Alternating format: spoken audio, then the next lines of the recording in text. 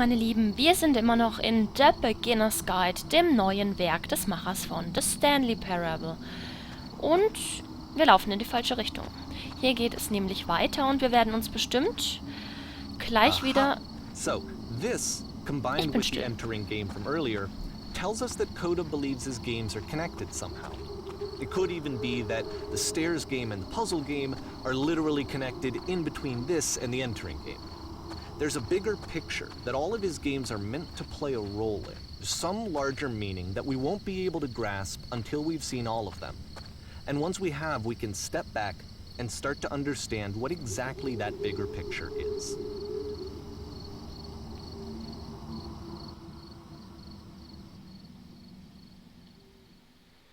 Oben geblieben ist noch keiner. Oh, das sieht schick aus. Also das Häuschen. Ansonsten gibt es ja mal wieder nichts. Let's talk about video game development for a second. Every video game runs on what's called an engine, which determines what the game can and cannot do.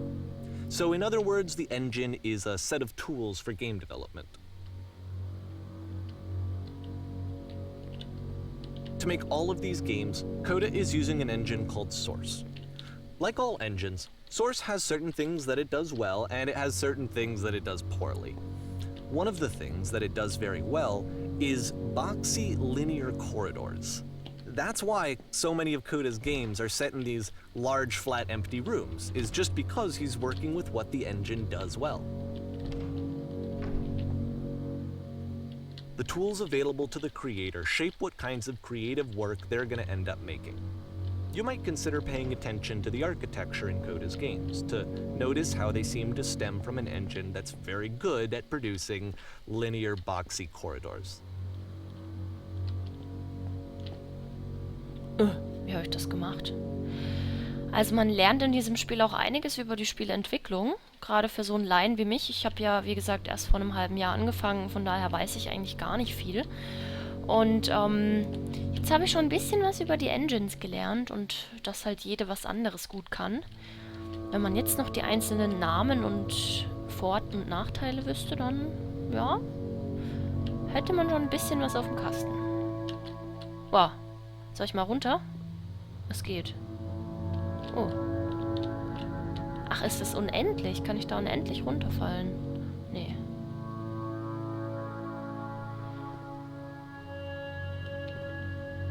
Oh. Okay.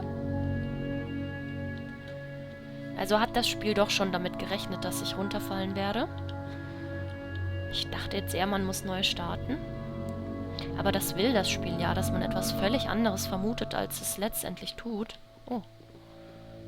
Nein, da kann ich nicht rein. Ich weiß nicht, was das ist.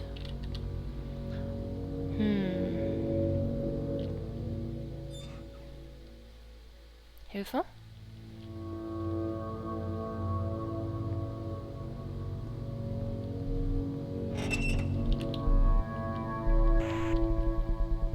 So leicht unangenehm für...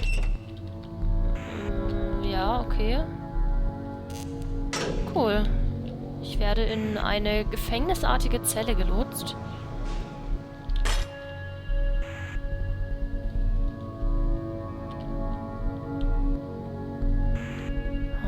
Ich muss da rein. Echt jetzt?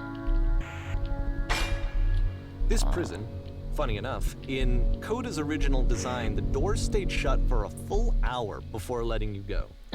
If you don't mind, I think we're gonna skip that. Ja, ich denke schon. This is something that he and I used to argue about a lot. You know, whether a game ought to actually be playable, whether it means anything if no one can get through it. And I would always defend that, you know, all this work goes into the game, why not make it playable and accessible? And so we just got into heated arguments over it, and there was one time that after one of these conversations, he went home, and a day or two later, he sent me a zip file entitled Playable Games that was full of hundreds of individual games, each of which was just an empty box that you walked around in and nothing else. Believe me, I played every single one of those just to find out if there was like a gag hidden somewhere. There wasn't. Interessant, wie er sein Argument versucht hat durchzusetzen. Ganz schön deep, der Kollege. Da hat er aber auch echt nicht ganz unrecht, ne? Also spielbar macht noch lange kein Spiel aus. Absolut nicht. Ich denke fast, dass ich da auch eher seinem Kollegen recht gebe. Ich meine, wie diese Idee mit dem Gefängnis gerade, dass man halt eine Stunde einfach mal warten muss, bis die Tür aufgeht. Klar, 90% der Spieler werden das Ding in die Ecke schmeißen und werden sich beschweren, aber 10% ungefähr, die werden das Spiel offen lassen und werden verflucht nochmal herausfinden wollen, wie man in diesem verdammten Spiel weiterkommt. Und für die ist es dann ein sehr großer Reiz, wenn sich dann tatsächlich die Tür öffnet. It's the puzzle again, with the exact same solution as the last time. Na dann.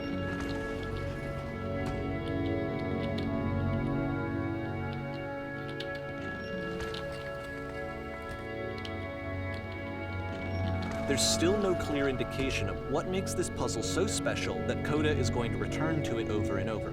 But I promise I'll share with you my interpretation very shortly. Okay.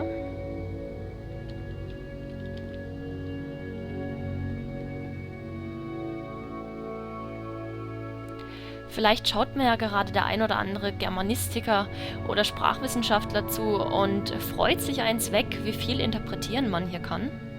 Oh. Das ist creepy.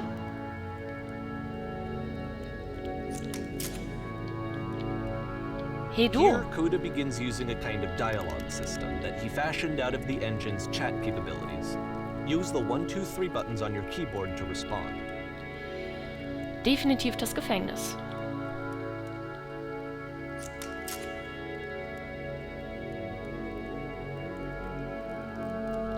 Ja, musste ich. Darüber möchte ich nicht reden, glaube ich.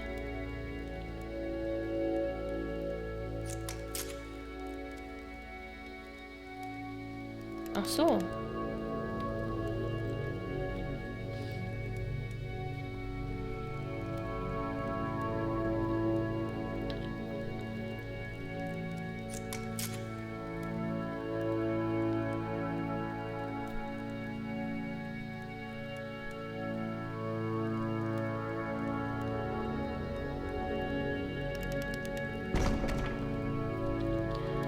Also der in der Mitte hat, glaube ich, mit uns gesprochen.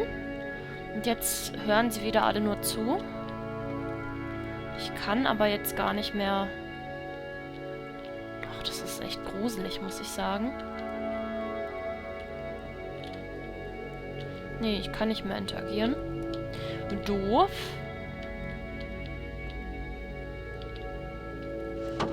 Ach, kommen wir jetzt immer wieder hier rein?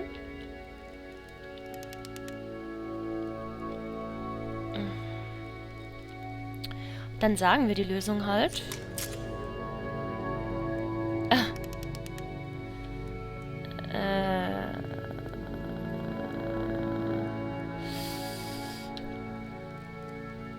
Das ist komisch.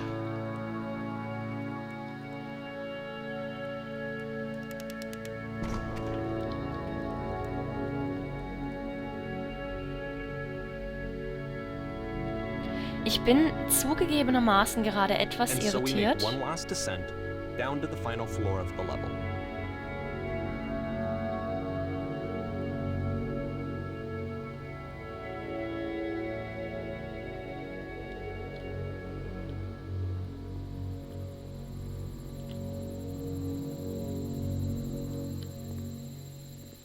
It's a lamppost.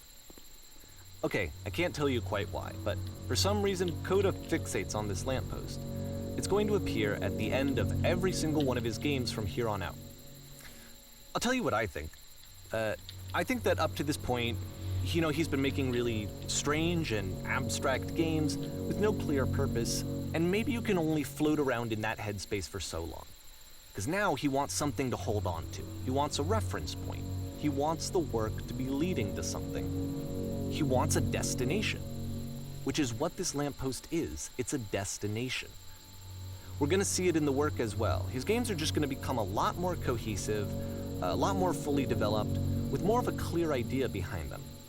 And as we go, that idea will get clearer and clearer and clearer. Okay.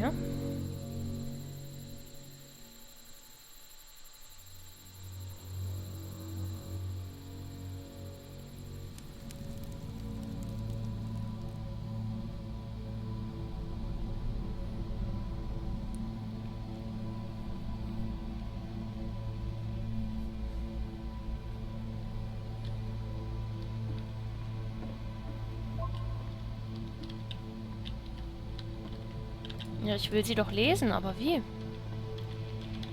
Ich drücke hier E, ich drücke... Ja gut, das Spiel ist so simpel gehalten, das heißt... Ach, hier steht's ja. Netter Raum, von wegen. Okay, Notizen, die andere Spieler uns hinterlassen haben, das könnte interessant werden. Wie ich jetzt selber welche hinterlassen, weiß ich I'm sure nicht. you can deduce this, but this game is not connected to the internet. All of the notes that you're gonna see have been written by Coda. This was actually the first game of his that I ever played. This was shortly after I met him at a weekend game jam in Sacramento, where I grew up. I saw him working on this very level, and it was just so different from anything du that anyone else Scheiße, was das doing. sind so right away I viele. was like, I have to be friends with this person. In retrospect, I think I was probably a bit too pushy, trying to get his attention. Alter, ist das krank. I was over-enthusiastic. But he was very gracious about it and very patient with me. And I cooled off eventually. Oh, feel free to skip over any of these notes if they're not doing anything for you. Nothing extra is going to happen if you read all of them. Either way, to me they convey a sense of loneliness. I see this person who's filled with thoughts and feelings and beliefs and has no way to express them except as scattered and unheard voices in a game that wasn't meant to be played.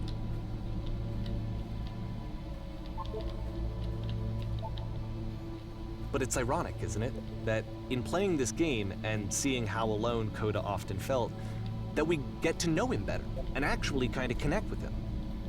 And I have to be honest with you, this idea is really seductive to me. That I could just play someone's game and see the voices in their head and get to know them better and have to do less of the messy in-person socializing.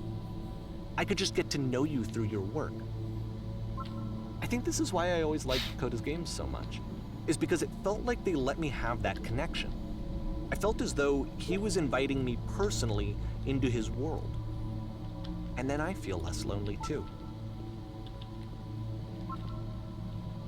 Das ist ziemlich wahr, was er da gerade gesagt hat, dass man durch diese Technik hier, dadurch, dass man einfach die genauen Gedanken einer Person Schritt für Schritt, jeden einzelnen, so erkennbar und so lesbar macht in einem Spiel, dass man sich dadurch diese ganze oberflächliche Kennenlernen-Scheiße ersparen könnte. Also dieses ganze Prozedere, wenn man eine neue Person kennenlernt. Oh, wie geht's dir?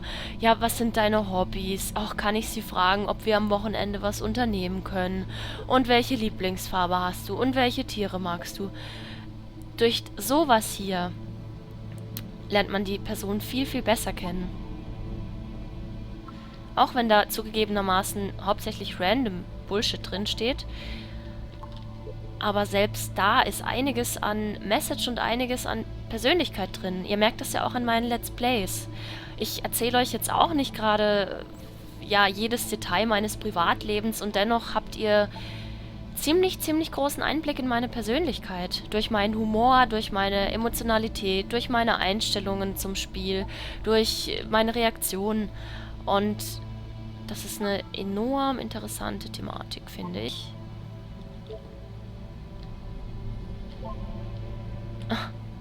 Alter, lass gut sein.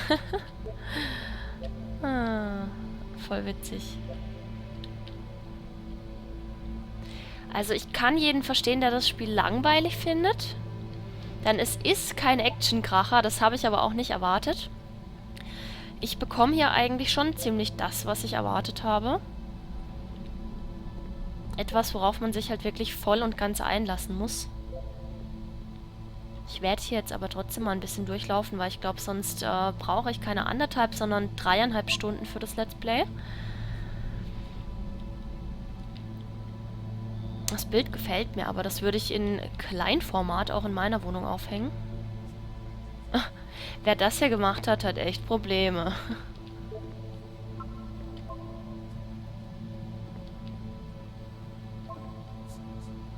Das ist interessant, was er gerade gesagt hat. Der eine. Ich glaube, es geht darum, wie aus der Nähe alles nach Chaos aussieht und aus der Ferne perfekt. Das stimmt, weil als ich runtergeschaut habe auf die Bläschen, da sieht das so schön aus und es ist alles so friedlich und dann läuft man da rein und es ist chaotisch und man ist überfordert und man weiß nicht so richtig, was man tun soll. Ja. Der Sprecher hat uns At the end of this irgendwie... level, we're going to see the puzzle again. And here, I'll tell you what I think the puzzle means. Gut. Each of these games represents an idea that was on Coda's mind at the time that he was making it. And the puzzle is a way of closing the door on a previous chapter of his life before moving on to the next one.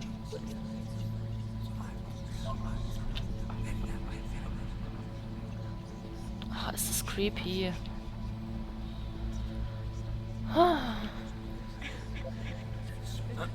Also die Sätze werden immer psychotischer, immer wahnsinniger. In each of his games, after exploring a theme that, he might find difficult, Coda can then place this puzzle that he knows has a reliable solution, he understands exactly how it works, and so it gives him a simple mechanism for moving on. Und wir haben das Rätsel wieder. Oh, what the fuck, was jetzt? Hilfe! Hilfe! Das ist doch Quatsch. Die zweite Tür geht nicht auf. Das ist doch nicht schwierig, Leute. And because there's this dark area between the doors, a space between spaces, before you move on, you get to pause. Just for a moment, a few seconds to reflect on and let go of the events that led you here. To step back and connect the pieces together. To grasp at that elusive bigger picture. Man wartet fast darauf, dass einem die Blubberbläschen folgen, weil man sie schon so personifiziert hat durch ihre ganzen Sätze. Aber sie können ja nicht. Es sind ja Spieler, die mal da waren. Und einer hat's geschafft.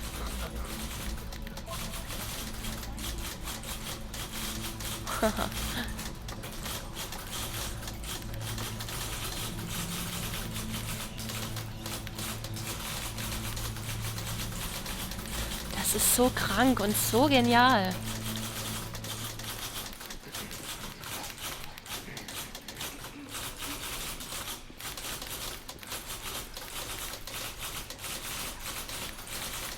Oh Gott. Hilfe, ich hab grad Gänsehaut.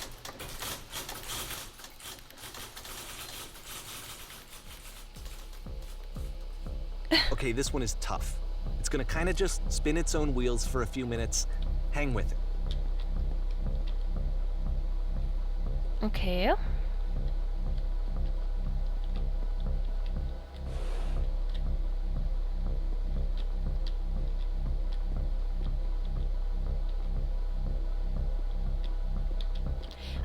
Leute, ich glaube, wir müssten mal wieder einen Cut machen, fällt mir gerade auf. Ich hoffe, ihr fandet es auch dieses Mal wieder interessant. Ich auf jeden Fall. Und ich werde jetzt wieder mal direkt weiterspielen. Bitte bleibt dran und bitte denkt auch an die Daumen und an die Kommentare, wenn es euch gefallen hat. Ja, also bis zur nächsten Folge. Bis dahin, schöne Zeit. Ciao, ciao.